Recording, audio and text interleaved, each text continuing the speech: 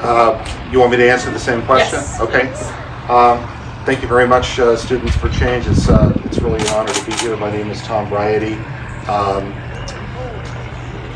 This question about the scandal that Aaron has referenced, the question is based on, is it's enormously troubling.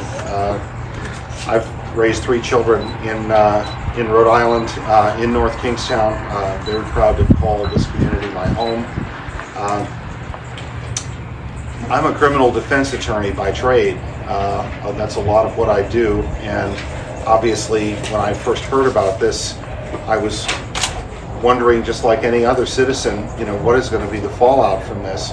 And it literally took well over a year before there was any kind of a criminal charge that came out of this. But the behavior that was underlying all of this is enormously troubling, and it just can't be tolerated. Bottom line, there have been suggestions made by Mr. Olivario as well as Judge Girl, a woman for whom I have enormous respect. I've appeared in front of her many times. There has to be a greater understanding of the risks that are associated with teachers interacting with young people. I was going to say children, but we're really talking about very young adults. And these folks, there need to be practices in place. They've been suggested by Judge Girl and by Mr. Olivario. There needs to be increased training for educators, for administrators, and for coaches. And then there does need to be accountability.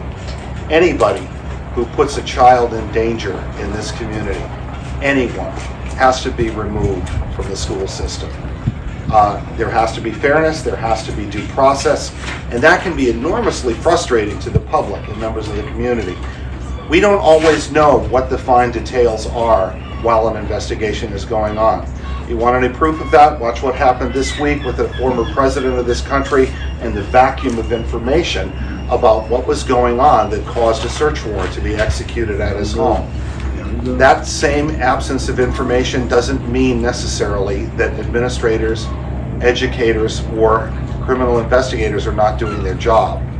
But we do have to have accountability. And if it's discovered that somebody is putting children in harm's way, that person has to be removed from our school system.